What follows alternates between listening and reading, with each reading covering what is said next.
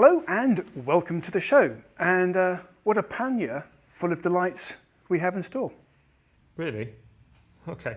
Well, yes, we actually do, because we got to ride the new KTM 890. And of course, everyone thought that would just be a 790 with a facelift. Is it not? No. Let's take a look.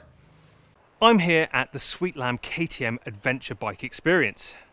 And I'm standing next to the brand new KTM 890 Adventure R. Now, the question is it worth the review? You're probably sitting there thinking, well, it looks like a 790. And you'd be right. There's no refresh in terms of looks, the suspension's the same, the frame's the same. The only difference is it's gone up from 790 to an 890. So, let's find out what those numbers mean and delve into the specs.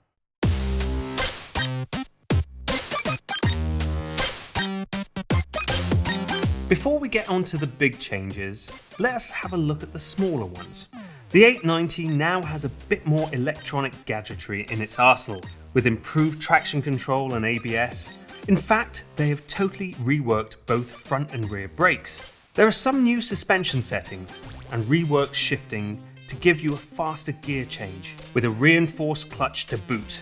Now, that's all well and good, but it's the engine where the difference really jumps out.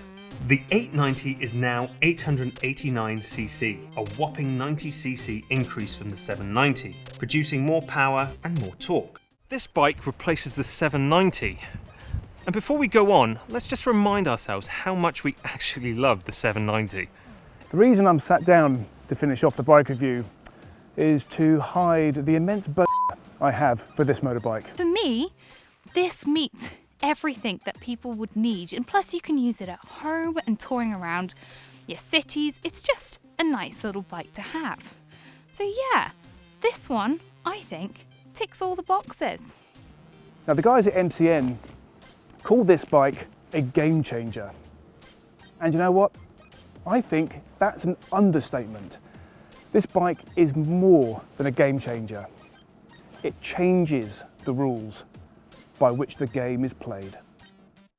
So as you saw, I loved the bike. Graham loved the bike. Clare loved the bike. We all loved the bike. But that jump in power to 103, is that worth it, really? Now, of course, if you come in fresh to KTM, then this 890 is the only bike you can buy. But the real question is, if you have a 790, is this actually worth the upgrade?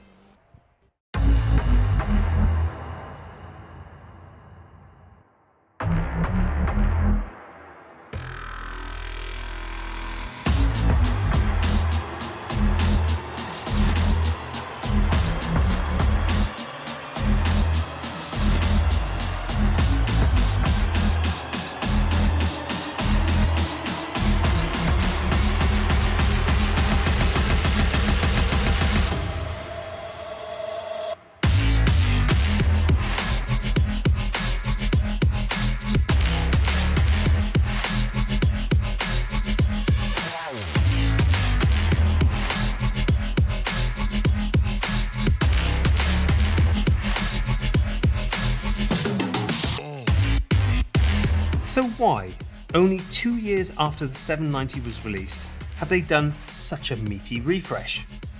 Well, it's mainly to meet the new Euro 5 regulations. KTM could have just done a few changes and kept going with the 790. But this is KTM. Give them any excuse to give something more power and they will take it. As tends to happen when bikes get an upgrade, there's been a weight increase. But somehow KTM have kept it to an increase of just 7 kilograms. How did they do that when they've increased the engine size? Well, the clever people at KTM made some chassis upgrades, with a lighter subframe, an aluminium steering head, and a lighter forged box pistons, helping to offset the extra weight of the new engine. Now, on the KTM website, it says it has low fuel consumption. However, this claim is a bit dubious, as the 790 gets 56 miles to the gallon. and the 890 gets 52 miles to the gallon.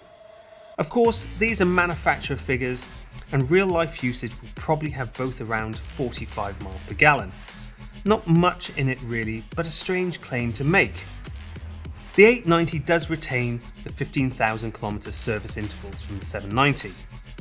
When it comes to travel, there is one new, really great feature that has been added from the 790, and that's the knock sensor, which will detect knocking combustions, allowing for lower octane fuels when you are travelling through the kind of areas where fuel comes in old water bottles and not from the pump. The 890 fits perfectly into the KTM 2021 range, with a little brother now available in the form of the KTM 390 Adventure, and of course the big brother, the 1290 Super Adventure, which has a return to the awesome blue and orange colour schemes.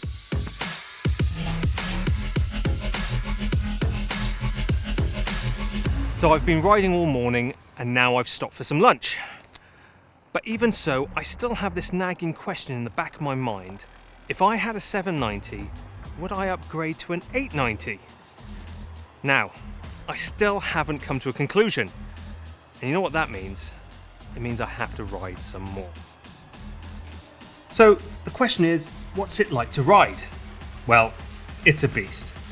So much torque, it rivals the bikes like the Ducati Multistrada. But unlike the Multistrada, this bike is definitely at home on the rough stuff. It's a strange one. I really can't think of a way KTM could improve this bike.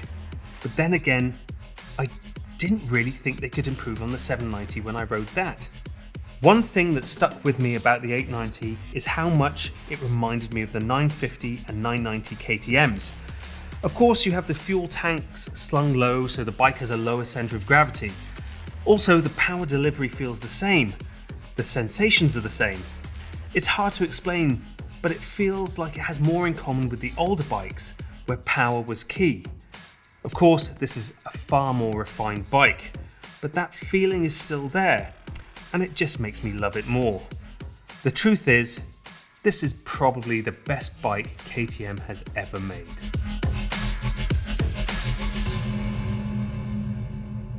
So here we are, end of the day, and oh my god, what a day it's been. I've been riding the 890R around this amazing complex all day, and I have to say, it's a phenomenal bike. Maybe one of the best adventure bikes I've ridden. Even KTM have turned around and said that this is an off-road bike for the road, and I would have to agree with them on that. Now, the question still remains, if I had a 790, would I sell it and buy an 890? And to be honest, they're both great bikes, and it's more of an evolution than a revolution. So I would say stick with your 790. But if your friends turn up with an 890, be prepared to be very jealous.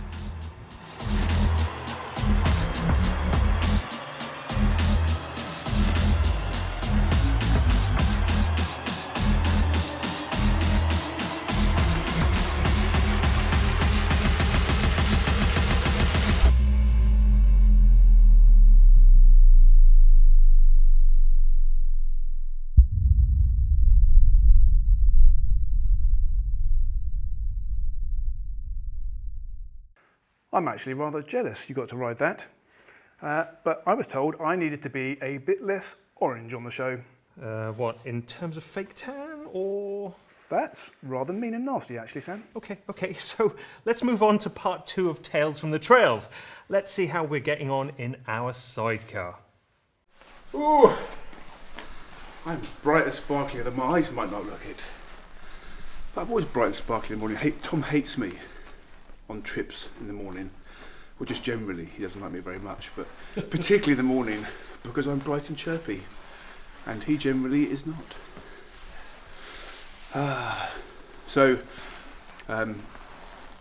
Very kindly we were able to stay in the speed shop last night, although in fairness Nathan did say to us, you might be warmer sleeping outside, or open the doors to get some warmth in, and he's probably not far wrong. It was a bit chilly. But we were safe inside. And we all, apart from being a bit chilly, we all slept remarkably well. And this morning we are off on the postie bikes with Nathan. So that's going to be really exciting. I didn't quite have enough enthusiasm for that, did I? I genuinely am really excited about going on the postie bikes. Because I've known Nathan for quite a long time now, and his story is amazing, and I'm really keen to get out and see what he spent 9 months riding halfway around the world on. And then see how genuinely insane he was to do that. Yes. I kind of know that already, but I just want to see what the experience is like. It had been a bitterly cold night, but then Nathan arrived and we started to get ready for the day. Unfortunately, I think the cold night had started to affect my presenting technique. What's happening, Big G? Fluffy G. He's so fluffy. He's all fluffy inside. That was weird. I'm tough and hard inside. Like an old nut. Are you okay? Yeah, You all had a stroke. tough and wrinkled inside, and mean and. So we're at Dorothy's speech shop. We're at Dorothy's speech shop. We decided to leave presenting for a bit until I'd had some food. Plus, we had other things to do before we went out on the posties. The wheels on Sam's Africa Twin had to be taken off so the tyres could be changed at a local garage while we went off riding around North Devon. We've got a set of Dunlop 908s, RR, I think, Rally Raid that stands for, and I rate those tyres so much. I ran them on my 990 through everything, gravel, sand. They're the best damn tyre. So that's what we're going to put on the back of this and the front and see how it goes. Anyway, I don't. You know when people they can see someone struggling, so they just go, "Look, I'll just do it for you because you're clearly incompetent." That's what's just happened here, Sam. Let's just say Sam has a history of tyre issues, and well, today was no exception. So, Sam, why are you putting the old tyres back on? Yeah. Well, obviously I didn't learn from Sweet Lamb, and I forgot to bring inner tubes. They say they're tubeless. Let's just, because I don't think Sweet Lamb will have been on the series. But Oh. What happened to Sweet Lamb, Sam? Oh, You got a puncher? I did get a puncher. And you forgot to bring spare what? Inner tubes?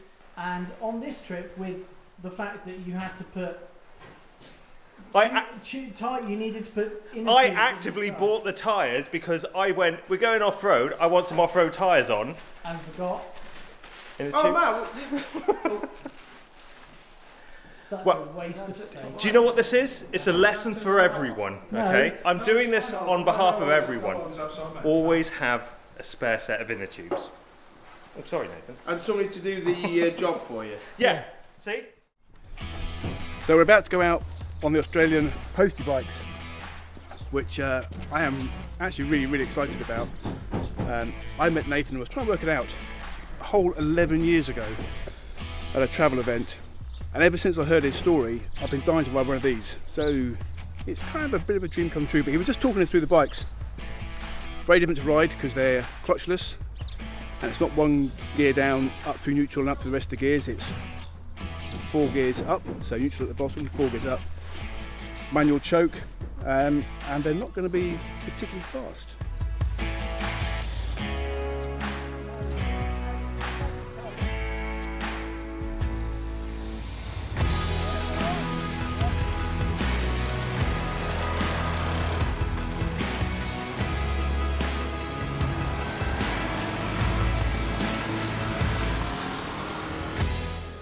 Right, first impressions of riding a postie bike. First of all, my God, this is a cramped little cabin.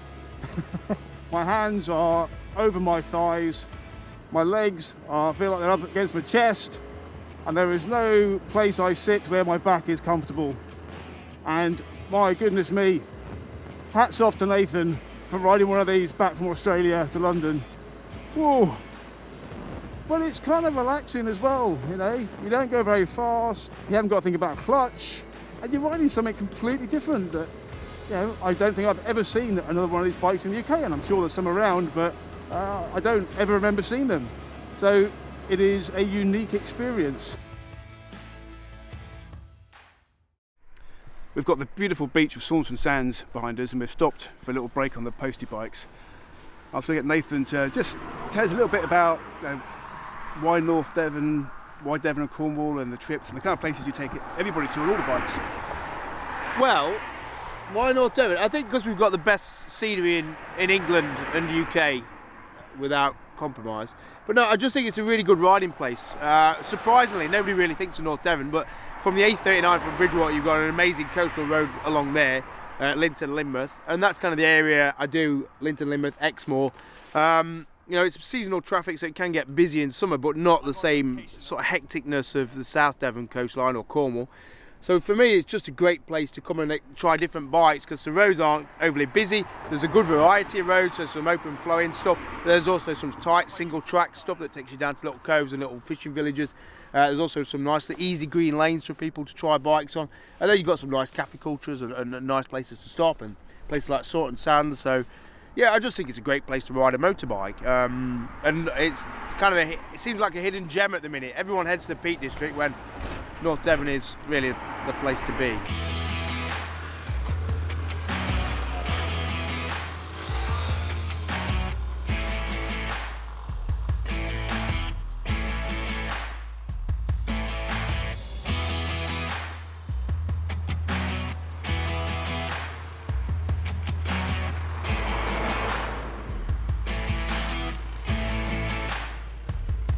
We've stopped for a quick brew, and it's quite interesting because it's only a week since lockdown finished, just over a week, and it feels really weird being in anywhere where there's kind of people outside drinking and socialising together where they're not going for a walk, which is of course what we've all been doing for the last 3 months. Is you meet people, one person of course, and go for a walk, and that's it. But now the car park's almost full. There's people obviously having a relaxing day, a bit of holiday, whatever, after 3 months of not being able to do anything. Ice cream, tea and cakes. It's just got a really positive vibe about it. Today on our Postie ride, we've been joined by Matt, and he is actually stood next to me, but we're keeping, you know, sensible COVID distance. So Matt, just a little bit about how did you kind of meet or come across Nathan, and importantly, what did you think of the Postie bike? Yeah, obviously heard about Nathan from his adventure coming back from Australia, bought his books, you know, got into it, and then when he set up this down here, I mentioned it to my wife because we've got a holiday home not far away, and I said, well, wouldn't it be a good laugh to have a day out on the posties and do a bit of green laning and whatnot whilst we were down on holiday, and she took that literally and bought me a voucher for Christmas, and here we are, you know. And you're not just riding any one of the posties, are you? You're riding the postie. Yeah, I am riding Dorothy, the one that came back from Australia, and so far we're having a good laugh, and I'm really impressed by the little bike, you know. It does everything you want it to.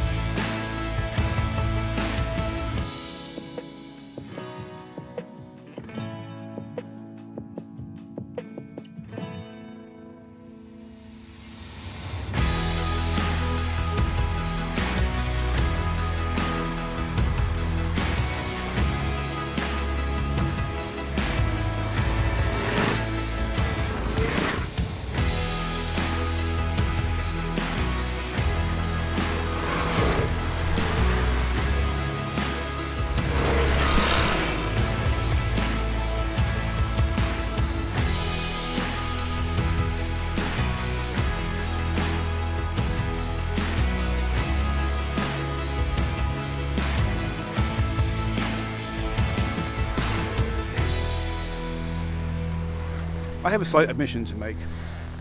I've been mean to Tom. Well, we're always mean to Tom. But on this particular occasion, I thought Tom was being very, very boring by pointing out a straight road right in the middle of the distance. But actually, there is a proper interesting story behind it.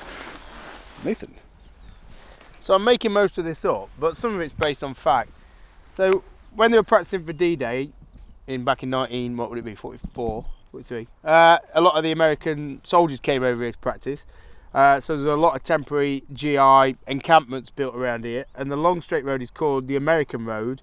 As this is a bit I'm filling in. I'm assuming that obviously took you down to where the barracks were, or the makeshift barracks. So this area is quite known for its D-Day connections. They used to land planes on the beach as a testing thing, and Chivenham Air Base is just over there, which is a marine base. So a lot of the Marines train with sort of desert vehicles in the dunes over there, which is called the Burrows. So there is quite a lot of military connection to this area. And that's it really. But it is more interesting than it maybe initially seemed, that straight road. Yeah, so I do just this once have to apologise, Tom. It actually was far more interesting than I thought it was when you first pointed it out. And there is a D-Day celebration down here every year. If anybody wants to know. Yeah. And I mean, I am actually very genuinely interested, particularly in Second World War history. I find it fascinating, as the guys will find out later in the week. So now we are inside the speed shop, and I want to get Nathan just to talk to us. Come on here. About the speed shop first, kind of, what started it off, what's kind of your plans-ish for it, and then we're going to walk down and you can talk us to the bikes. But in terms of speed shop, what kind of kicked it all off? COVID, I guess, really. That darling of all diseases. No, so I've been running tours on people's own bikes, taking people on their own bikes, UK, Europe, overseas for about 3 or 4 years, and then COVID, so that cancelled all that. And then I thought, I got the postie bikes, 8 Aussie Post bikes, and so obviously I couldn't take people overseas, I couldn't take people far, so I thought I need a base. Then this place came up, so I moved in with the postie bikes last September, and then with the bounce back loan, added the A2 bikes, which is the Himalayan, the GS310, the KTM 390 and the CRF 250 Rally. The idea being that you could ride those 4 A2 bikes back to back. So I kind of felt there was a lot of people wondering, do I get a Himalayan or a CRF? Do I get a Himalayan or a GS310? So I thought, well, if I've got something to offer where people come down and ride their bikes back to back, maybe that's enough of a hook to get people down here. Then they complemented the postie bikes, and then in recent weeks, month, I've added the 6 Interceptor Continentals. That's just with a bit of outside help to bring them on board. So I guess it was born out of reaction to COVID, and then it's kind of developing and changing as I don't know, as opportunities come, or you think, oh, what about that, or somebody says, what about this?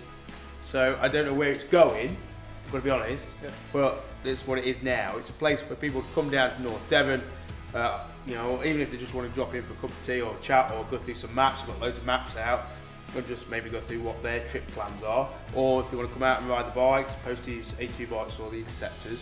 So I've got scheduled days up for people to join, or people can say, hey, there's 3 of us coming down, can we take some bikes out? So that's what it is. So essentially this place is just a place to hang out, really, isn't it?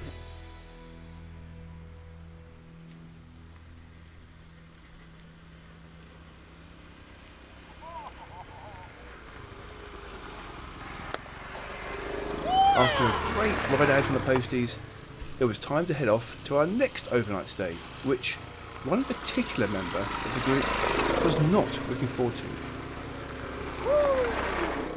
Tonight, we are staying in a wigwam. And that's all I've got to say about that. Woohoo! So you're saying is we're staying in another tent. So we're camping. No, it's a wigwam, Tom. No, a wigwam is a tent. Now, it's that time again when one of us gets to talk about the person who we have been most inspired by. And this time, it's my turn. When I was asked the question as to who I found inspirational in the adventure world, my normally undecisive pickle of a brain instantly honed in on this one person. Granted, given a little more time to ponder, my head whirls with the wonders of so many other great adventurers I've had the pleasure and honour to meet. But just from the get-go, and without a shadow of a doubt, my head and my heart always returns to this one person, and that is our great friend, Charles Blois. Many people will not have heard of him. He's not a celebrity, but he's truly a hidden gem in the overlanding world and a pure and simple adventure of both land and uncharted territories of the sea.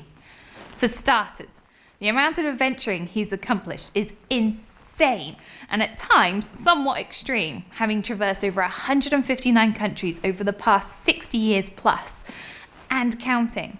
The stories he recounts are amazing, from being captured by bandits on one of the first tourist trips on the Blue Nile, to kayaking in the Antarctica alongside seals and penguins, flying the iconic World War II fighter bomber, the P-51 Mustang, to riding from London to China, being a support vehicle in the Dakar, biking Bhutan and descending through South America, safaring through Africa.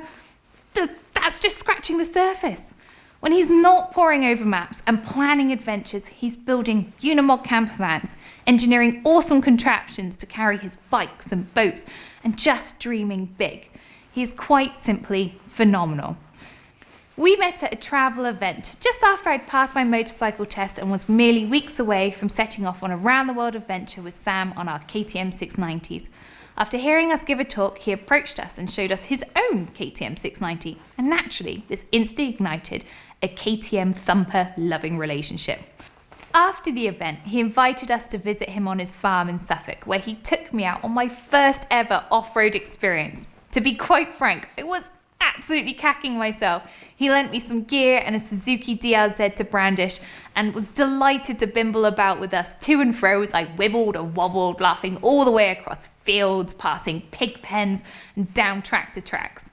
We laughed so hard, we played tons and regaled travel stories into the depths of the night with a tipple or two of port. It was great. You know when you meet someone and it just clicks? Well, yeah, that's what happened with Charles. From there on in, we formed what is now a lifelong friendship. And since, he has joined us on many occasions for weeks and months at a time in Canada, Africa and Alaska. And that alone says something. For all those who've had the fortune to travel for extended periods of time will know that travelling exaggerates emotions. Yes, it's incredibly fun and joyful, but my oh my, when the going gets tough, those narky, gnarly, dark days can put you and your travel companions under a lot of stress. It's a sure way to test a relationship. If you can survive travelling long term with someone and not fall out, you've found yourself a good egg. Some of our journeys we've had were incredibly challenging. We've ridden some of the world's most dangerous roads together, including the Dalton Highway, where we rode to the most northern motorable point in the world, a grueling 414 miles of frozen, barren landscapes, minus 10 to 20 degrees Celsius temperatures, and with huge trucks pummeling past at indescribable speeds on grungy, deep lime mixed gravel. We all found it tough, but Charles was absolutely hardcore. Despite his utter loathing of deep gravel, and to be quite honest, anyone who likes gravel needs their heads checking, he held his own. He powered through with some incredibly tough terrain and remained determined, passionate and good-humoured, all fueled by his favourite staples, blueberry muffins and cheese. Now, for someone in their 70s and with a bad back, it was amazing to watch him push through such a tough conditions and come out the other side smiling and unfazed. And that's the thing about Charles too. Although he will completely deny it, he's an incredibly talented rider, uncannily so. There was this one time we decided to go on a highway in Cape Breton to a little hidden nook we discovered on the map. Now, before I go on Canada, you need to sort your shiz out, because in our books, a highway is a paved road, but this, well, it was just this rocky, undulating path, barely wide enough to basically fit our bikes down. It was an amazing little side quest though, and some tough descents and tight turns. Now, despite me being quite a seasoned rider after nearly a year and a half of daily riding across all kinds of terrain, I managed to dump my bike once. Sam also dumped his bike, but Charles? Nope. Not once did he falter. That in itself is stupendous. But what makes this significantly more amazing was that his back brake wasn't working, and because of a mapping issue on his bike, his engine braking was the equivalent to being in second gear. What a legend. And then there was this one time which, to be quite frank, still makes my heart stutter from time to time. We were in Ethiopia, about 4,000 feet high in the Simien Mountains. Now, frustratingly, because I was taking doxycycline for malaria, my skin was super sensitive to the sun and I'd suffered third-degree burns on my legs, having become stuck in a hippopotamus-infested lake, bare-legged, in the blazing sun, in a half-sinking kayak for an hour a few days prior. So, basically, my legs were in a right state, swollen to the size of flour stacks and blistered to the moon and back. Not something I could just squidge into a pair of city crossfires. Fortunately though, Charles was with us and he'd joined us in a hired 4x4. So we decided to swap vehicles, him taking to my KTM whilst I hopped behind the steering wheel. Now the car was, well, a bit of a wreck to be honest. The maintenance hadn't been kept up and after an amazing ride and a night at the top of the mountains, we had just begun our journey back down and bam, the car chugged to a grinding halt. Turns out the timing belt had disintegrated entirely, leaving us stranded halfway up a mountain. Luckily though, we had a guide and ranger with us. He quickly organised a truck to come from the local town and pick up the car. We waited for a few hours and, as always in Ethiopia, by the time the truck had arrived, we had gained a full audience. What seemed like a job for a handful of people turned into a flurry of 20 or 30 helpers, all debating how to heave this car onto the back of the truck. It was quite funny to watch the chaos unfold actually, as Charles and Sam was desperately helping direct the crowd. But as the afternoon began to roll into the evening, we suddenly heard this massive crash of thunder from the direction we were supposed to be travelling in. And well, to be frank, that's when the whole situation just took a completely sinister turn.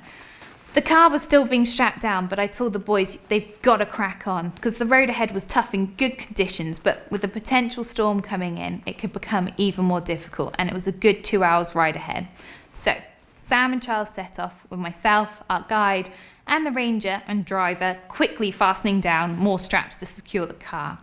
The thing is, once they left, me being the clumsy tit that I am and with legs the size of a walrus, I managed to slip, catch my swollen leg on the side of the truck, which instantly ripped off what little skin was left and blood just went everywhere.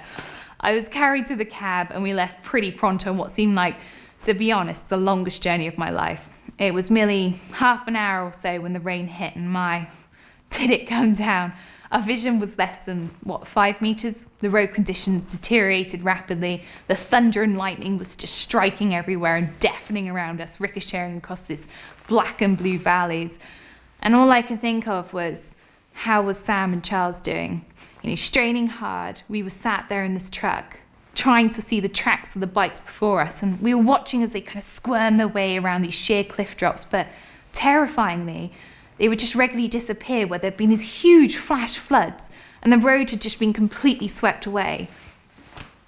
Every time we lost them, my heart would stop and the guide would tense and the ranger would start chanting this really strange but songful prayer really loudly. And then suddenly, just from the other side, the tracks would appear. And to be quite frank, it was just mentally exhausting. The conditions were so horrific. We nearly lost the truck once or twice, and we had to bail on one occasion and scale up the side of this mountainside as it jackknifed and slid back down towards what seemed like a doomful drop. I cannot tell you how utterly petrified I was, although it wasn't for me, it was for the boys. We had shelter, we could go slow. They were out battling the elements head on in near impossible nighttime riding conditions. Eventually, after what seemed like a lifetime, we reached a hotel near the base of the mountain. We had lost the tracks for some time and I was just thinking the worst. So as you can imagine, when the truck beams kind of swooped round to spot the bikes parked up and then the boys' silhouettes appeared in the doorway, I just leapt out. I hugged them both so tight. It was such relief. Honestly, it really was. It was just that experience when I realised how truly special both Sam and Charles were to me.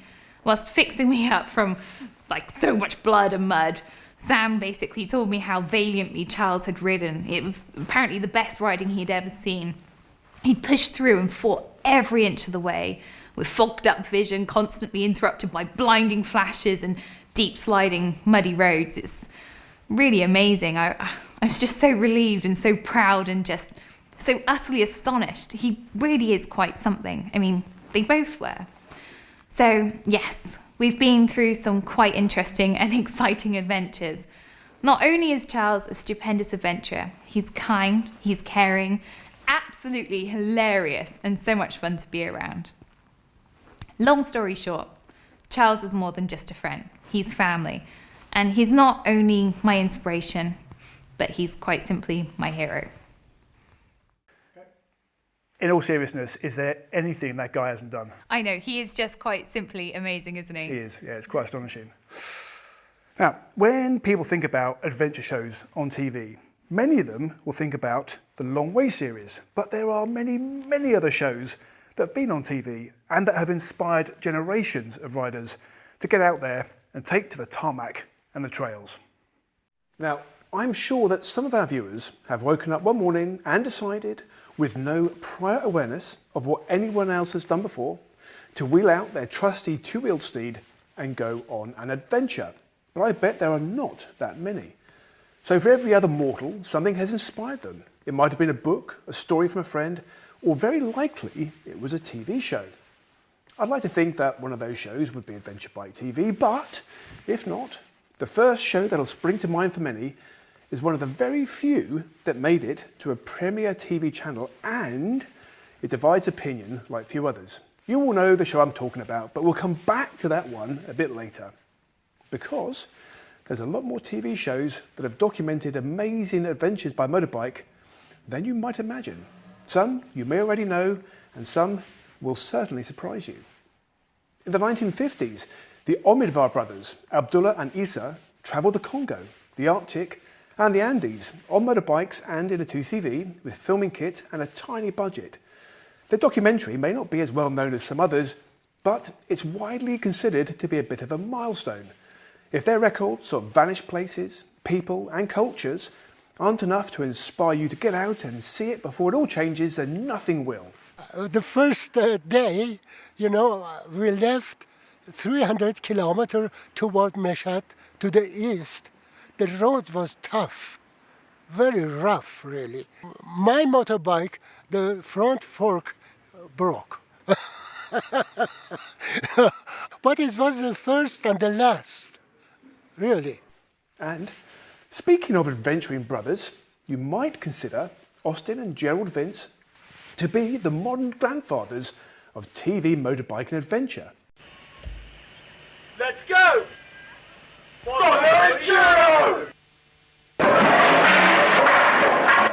Their TV series Mondo Enduro was pretty much the first of its kind, and it's impossible to watch Austin, Gerald and their buddies circumnavigate the globe in just over 440 days on Suzuki DR350s without getting an astonishing itch to get up and go travelling. The show was seen by 70 million people over 2 years and translated into 14 languages from Morocco to Moscow. There's something incredibly honest and down to earth about Mondo Enduro and the follow-up Terra Circa, which was shown on Men and Motors.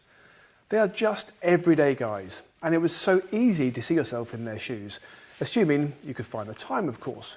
And there's a strong link between Austin and our next TV series. We can't talk about influential TV shows without talking about Ewan McGregor and Charlie Boorman in Long Way Round. The nature of their adventure, with backup trucks and a big film crew, still divides opinion. But there is no doubt that a Hollywood megastar and the marketing reach of a big budget gave the show a level of coverage that no one else would be able to do. Even David Beckham didn't get the attention these two did when he rode into the Amazon on a Triumph in 2014. I really love the show, and a generation of two-wheeled adventurers, myself included, would not be doing what we do now without Long Way Round. Such was the success of the show that when Long Way Up was made last year, Apple acquired the rights to Long Way Round, which sadly means we can't show any clips. However, Apple have said it's okay to show Long Way Up. I've been dreaming of doing a trip through South America for years. We're here with world-famous actor Ewan McGregor. But life got in the way. And now I've decided to do the trip with my best friend, Charlie Boorman.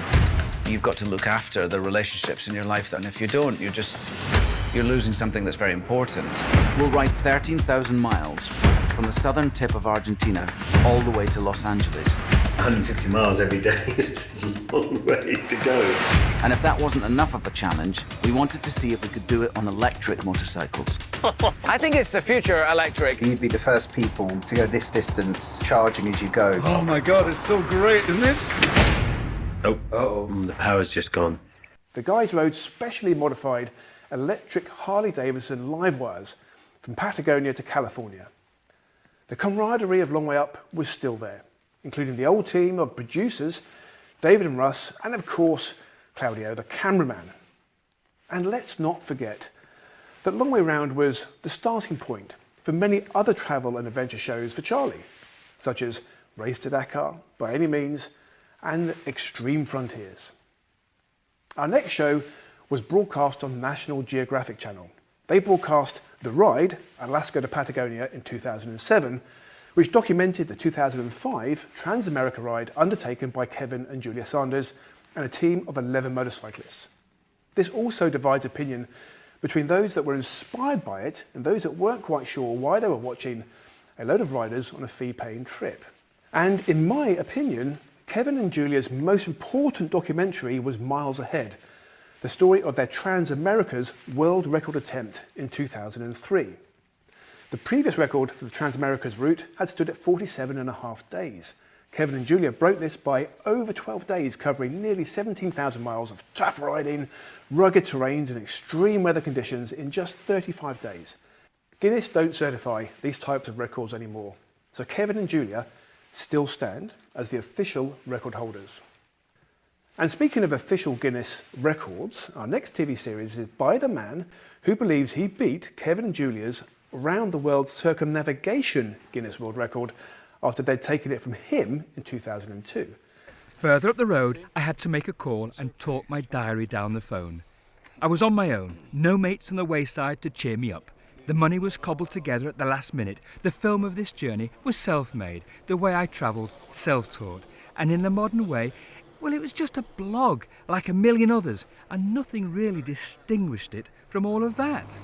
Nick Sanders rode his R1 around the world again to regain the world record, and controversially claims the record as his now. At the time of Nick's ride, Guinness had already stopped recognising these types of records, so officially it still stands with Julia and Kevin, although Nick has strong views of how the records differ.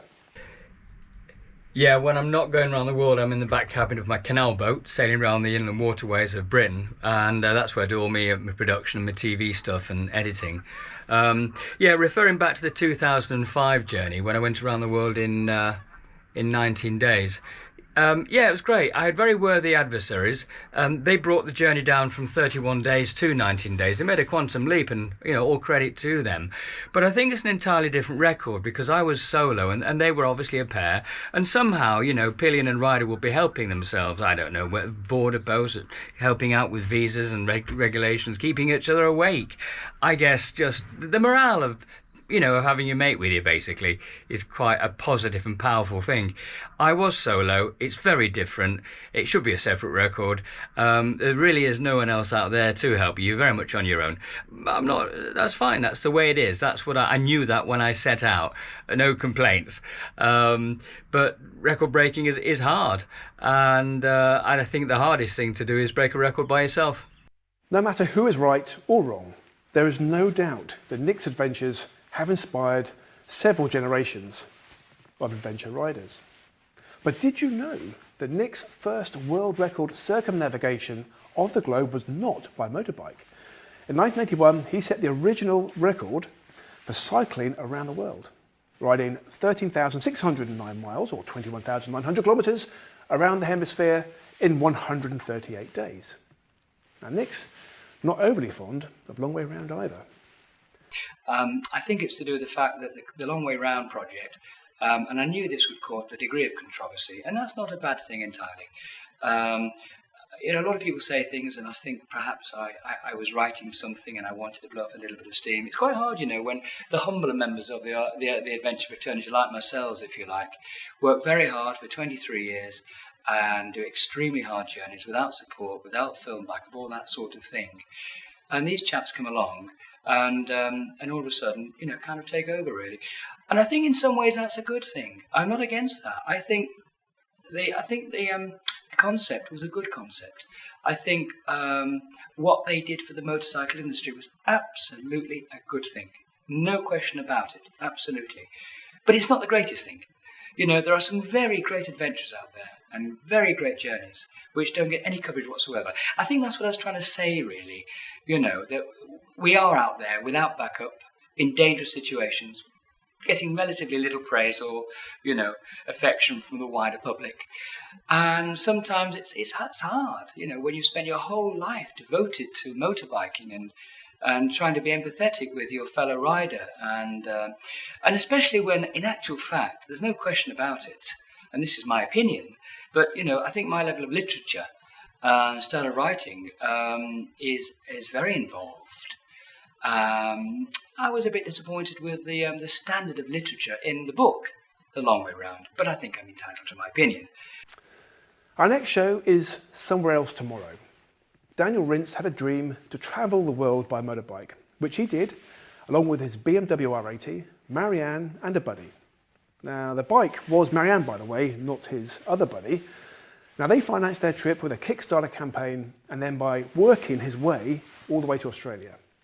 The documentary wasn't originally on TV, but you can see it on Amazon Prime now.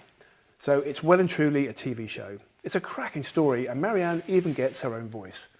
But the standout for Somewhere Else Tomorrow is the visuals. Rintz is a professional filmmaker, and what you see here is something which looks good, but still has the soul of Mondo Enduro or African Motorcycle Diaries, which we'll come to next. So, I first met Spencer Conway at a travel festival a couple of years ago. He's a bit of a larger-than-life character, and so it wasn't really a surprise that he managed to persuade the Travel Channel that a motorbike adventure around the coast of Africa would be a great idea for a TV show. Basically, I got back to England, I took the programme to Travel Channel, and they watched 5 minutes of it and they bought the whole series. So yeah, it was quite lucky. I wasn't actually planning on doing that, but they just said it was pretty rough and quite funny, so I was quite lucky with that. But Spencer took quite a minimalist approach to the whole question of navigation. Yeah, I basically travel without a phone, without a GPS and without a map. Some people think it's not a good idea, but what I found is it provides me with experiences that I would never have otherwise. If people tend to follow iOverlander or MapMe or something, you'll turn up at a beautiful village and you'll suddenly come across 10 GSs. And for me, it sort of ruins the vibe. I prefer to try and find back roads. For example, I've done 115,000 kilometers, about 80 of it on dirt roads. So I tend to try and find the worst roads. And I ask 4 or 5 people the route. I do have a compass. So when I start the project, I know I'm going from England to Cape Town, so I know I'm heading south. And then when I get to Cape Town, I know I'm heading north. So for example, I did 55,345 kilometers around Africa. It's supposed to be about 35. But I got lost constantly, but that's when I had the best experiences. He also got himself into more than one spot of bother. Getting shot isn't the reason why Spencer's series makes it into our list, but he is the only one that has that particular claim to fame.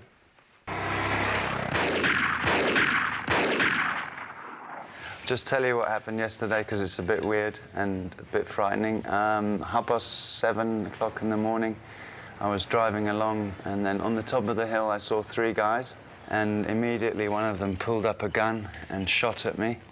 And then there was a second shot, so I went down on the bike and I carried on riding. But then I think the third bullet must have hit the brake and the wheel, because everything just went, and the wheel, you can see it's in a bad state. But I picked up the bike, they came running down the hill, and I rode off. But then the problem was the wheel was punctured. I didn't have any repair kit, so I carried on driving, and unfortunately all the spokes got broken. Yeah, pretty much the most hectic day I've had on this trip so far. That's about all I can say at the moment, because my head's not really very together.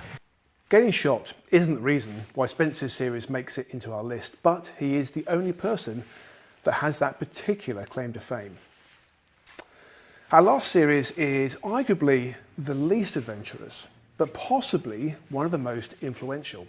After all, there have been 17 seasons of it since 2005. Henry Cole's World's Greatest Motorcycle Rides doesn't showcase adventure in quite the same way as any of our previous series do, but it undoubtedly shows its audience what is out there to be seen and to be travelled along, and surely that's an inspiration to anyone. With the explosion of content over the last 10 years or so on YouTube and Vimeo, there has been an outlet for fantastic TV that hasn't made it to our TV screens. So for example, Riding Solo to the Top of the World in 2006, which is on Vimeo, is where filmmaker Gaurav Jani did exactly this, journeying from Mumbai to one of the most remote places on Earth, the Changthang High Altitude Plateau in the fabled Ladakh region of India. Sibirsky Extreme from 2012, where a team set out from Europe with the goal of mapping an off-road trail to Magadan. And then there's the Moto Nomad team, taking on big adventures with small capacity, dual purpose enduro KTMs, and developing a huge following on social media with their amazing off-road skills. Now sadly, over the years since Mondo Enduro and Long Way Round, terrestrial and mainstream TV has not seen much in the way of adventure biking TV, particularly as anyone could put their creations onto YouTube and other social media platforms. Now that's seen a huge growth in content, but it's not all great to watch. However, the tide is turning. With platforms like Amazon and Netflix, these shows are starting to come back, where the adventure content is properly entertaining and it's insightful TV. For the proof, see Apple TV and Long Way Up, but also take a look on Amazon. There really is a huge amount to watch. Now that should give people a good list of things to watch. I didn't realise how much there was on TV. And in fairness, most people don't. And that's all part of the service here to offer Adventure Bike TV. We've got bike reviews, bike adventures, and TV listings.